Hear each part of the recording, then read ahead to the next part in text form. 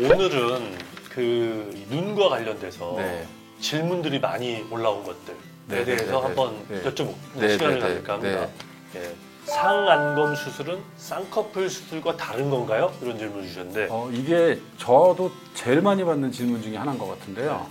사실은 상안검 수술이 곧 쌍꺼풀 수술이기도 해요. 아니기도 하고 되게 웃기죠. 이게 무슨 말이냐면 쌍꺼풀 부위가 같잖아요. 네. 어차피 눈꺼풀에다가 하고 하는 수술이고 상안검이라는 거는 이 윗눈꺼풀 수술을 상안검이라고 한단 말이에요. 그러니까 굳이 얘기하면 똑같은 쌍꺼풀 수술을 피부를 잘라내면서 나이 드신 분한테 하는 수술은 상안검 수술이고 어린아이들이 피부를 많이 안 잘라내면서 하는 수술은 쌍꺼풀 수술이라고 생각하시면 돼요. 그러니까 피부 처짐이 많은 사람이 그렇죠, 그렇죠. 피부를 걷어내는 수술을 상안검 수술이라고 하는 거고요. 우리나라 사람들은 쌍꺼풀 수술이 더 많으니까 그 중에 피부를 걷어내야 되는 상황이 많은 경우에는 상안검 수술이자 그게 쌍꺼풀 수술이니까 헷갈리는 거예요. 이해되셨는지 어떻게 모르겠어요. 보면은 상안검 수술이라는 건 약간 기능적인 그렇죠.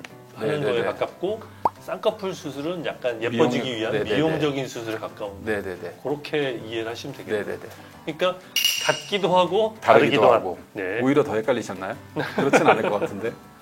나이가 들면 네네네. 상안검 수술이 필수인가요? 꼭 해야 되나요? 이런 질문을 주셨는데 60대 이후면 거의 대부분 하안검이라고 생각하시는 게 좋아요. 그리고 꼭 해야 되는 건 없어요. 어차피 상안검처럼 눈밑이 처졌다 그래서 기능적인 불편함은 없거든요. 단지 얘는 보기 싫은 거지. 눈 위는 처지면 쓸수록 시야가 자꾸 안 나오잖아요. 그렇죠. 그러니까 불편한 거라서 이건 기능적인 부분이 많다면 눈 밑은 점점 처질수록 보기 싫어서 그렇지 얘는 기능적인 문제는 전혀 없어요. 네. 그러니까 얘는 순수하게 눈 아래는 미용이라고 보시면 돼요.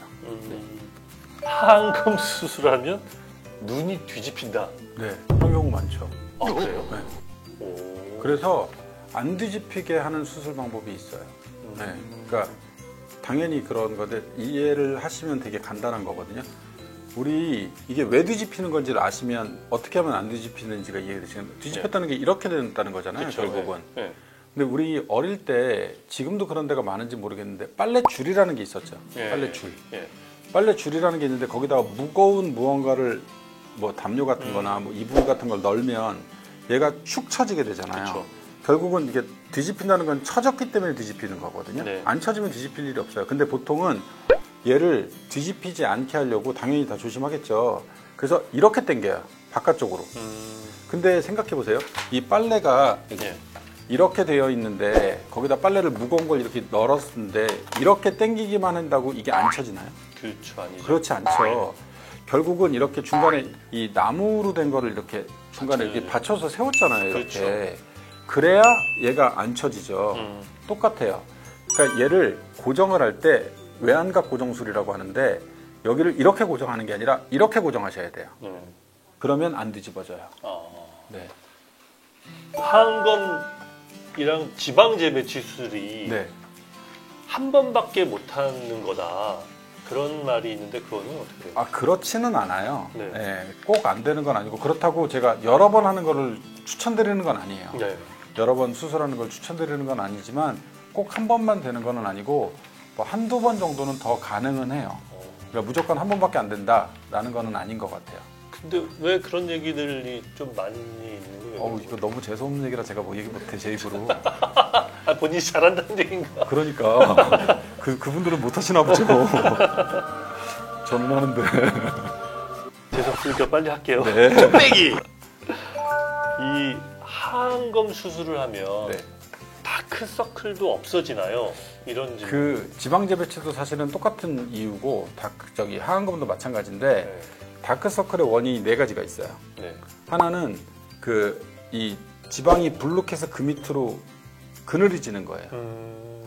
두 번째는 피부가 두 번째랑 세 번째는 거의 비슷한 건데 피부가 너무 얇아서 그 뒤로 혈관이 비쳐 보이거나 근육이 비쳐 보이는 경우예요. 그리고 마지막으로 피부 자체에 착색이 있는 경우예요.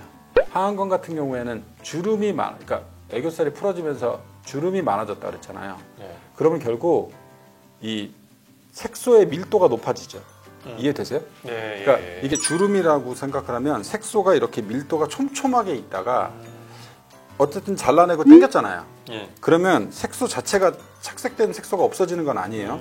그러니까 이렇게 색소 사이에 간극이 넓어지면서 다크서클이 개선된 것처럼 보이고 그 다음에 불룩했던 지방이 다른 데로 옮겨졌잖아요. 그러니까 편편해지니까 그늘진 부위가 개선이 되는 거예요.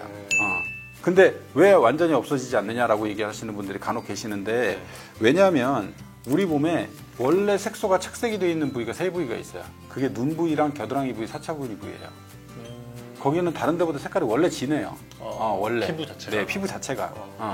근데 물론 겨드랑이나 사타구니 같은 경우에는 뭐 마찰 때문에 더 악화가 되는 요인이 좀 있긴 하지만 그리고 제일 대표적으로 입술 같은 데 생각해 보세요. 입술 누구나 빨갛죠. 예, 그렇죠. 어느 정도는 누구나 빨갛잖아요. 다른 데보다. 이거 피부가 너무 얇아서 그렇거든요. 이 눈 주변도 근육에 비해서 피부가 되게 우리 몸에서 피부가 제일 얇은 데 중에 하나란 말이에요. 요런 데가 다. 네네, 다 얇아서 그 뒤에 근육이랑 혈관 이런 게 다 미쳐 보여서 그러는 거예요. 그러니까 당연히 아무리 당긴다고 피부가 두꺼워지는 건 아니잖아요. 그러니까 어느 정도 한계가 있을 수밖에 없어요. 그런데 하지만 이런 것처럼 색소가 뭉쳐있던 게 넓어지면서 그 사이에 색소 사이에 간극이 넓어지면서 개선되어 보이는 거 거기다가 지방이 넓어지고 지방이 넓어지면서 그늘진 게 개선되니까 다크서클이 개선되어 보이는 건 맞죠. 상암검, 하안검 같이 동시에 수술 가능해요? 그럼요. 얼마든지. 보통 그렇게 그래요? 하세요. 한꺼번에. 왜냐하면 잘못 하나만 하시면 나중에 꼭 나머지 아씨 그때 같이 할 걸 막 이러잖아요. 네. 그 상암검, 하안검 그럼 마지막으로 네. 고민하시는 분들한테 한 말씀 해주세요. 저는 너무 불편하지 않으시다면 네. 뭐 자연스럽게 나이 들어가시는 거 좋으니까 그리고 수술 자체도 하실 때 너무 욕심 부리지 않고 적당히 하시면 괜찮을 것 같아요. 그래서 근데 너무 불편하신 경우에 한해서만 하시면 되지 않을까 싶어요. 네. 아무래도 좀 나이 드신 분들은 미용도 미용이지만 네네네. 기능적인 면을 네네. 좀 많이 생각하셔서 수술을 결정하시면 좋겠네요. 네. 선생님들하고 상의하다 보면 또 좋은 방향을 제시해 주시니까 그렇게 생각하시면 되지 네네네. 않을까 싶네요.